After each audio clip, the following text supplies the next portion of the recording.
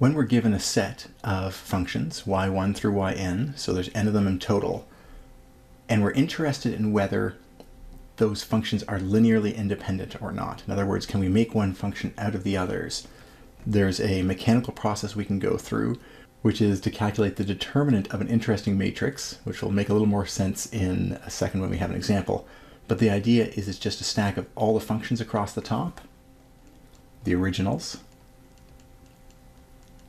and then as we move down, we just keep adding or increasing the derivative. And we just keep going until we have a square matrix when we're done. So this whole thing will be square. That's when we stop taking derivatives for the bottom row. When we look at the form, if we have n equations and the first row is no derivatives, then it's first, second, third, and so on. The last row would be n minus 1 derivatives. Now we usually don't go into the general case too much.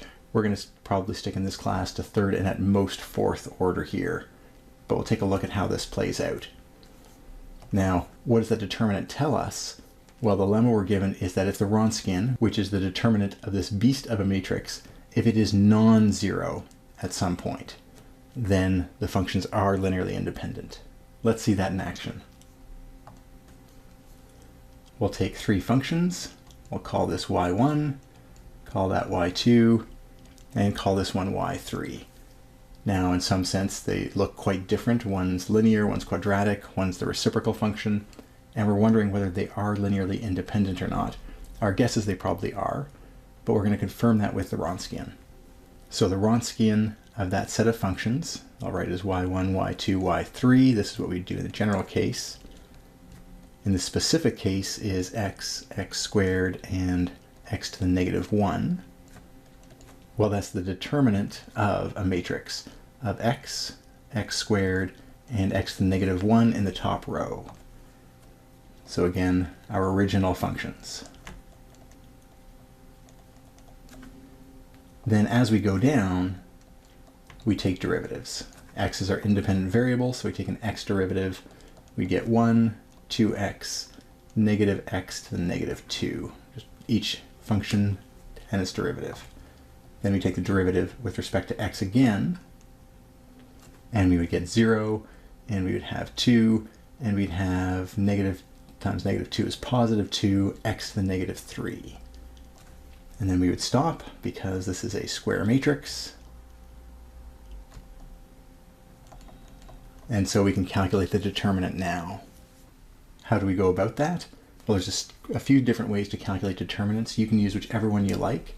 The one I like for 3x3 systems is to extend the matrix by duplicating these two columns and tagging them on as virtual columns on the other side here, and then computing the determinant as diagonal product with the new element down the bottom, diagonal product that way, and then we subtract the off diagonals like so, going up this way.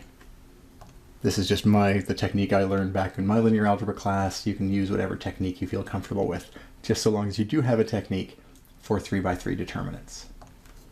When we perform that calculation on this example, we end up with an x times 2x times 2 over x cubed. So I'll be using the fraction notation for these ones once I put them in the overall total, plus x squared times negative 1 over x squared times the last one, which would be 0. If we wrapped around, this first column here would be a 0 value. And last but not least, we have the 1 over x. Keep going down the diagonal, it would be the 1 and the 2. Multiplying there. Then we'd subtract a big set, moving up on the diagonals this way. First term would just have a 0, that's fine. Next term would be a 2 times negative 1 over x squared times, when we wrap around, we'd have the x value. Last but not least, we'd have the 2 over x cubed times the 1 and the x squared. And that overall would give you the determinant of this matrix, which is equal to the Wronskian, and we're looking for non-zero. Because we think these functions are different, then this Wronskian should be non-zero at some value. To be able to see that, we'll need to simplify a little bit. But fortunately, if you look at the ingredients, we have some really nice pieces here. This ends up being simply 4 over x. This term here has a 0 in it, so it's 0. This term is 2 over x.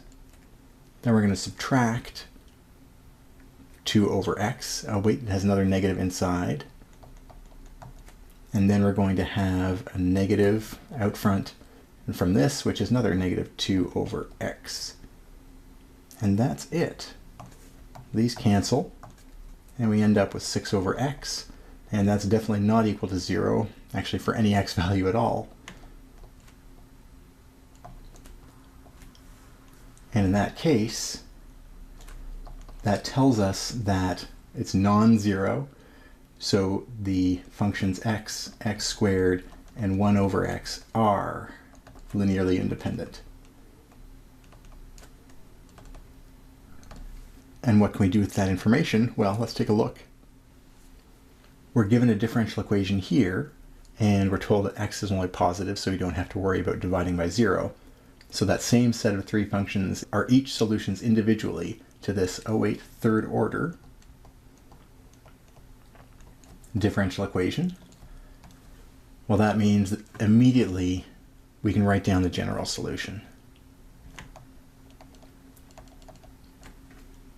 Y is equal to some constant times x plus some constant times x squared plus some third constant times x to the minus 1, because this, and this are 3 linearly independent solutions. We can take all our theory from before and just make a combination of those to get our general solution overall.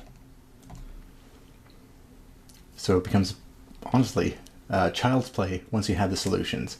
Now again, we're glossing over the how would you find those solutions question, but if you were provided with them or you use some of the techniques that we saw earlier, like reduction of order, you can get these without too much fuss.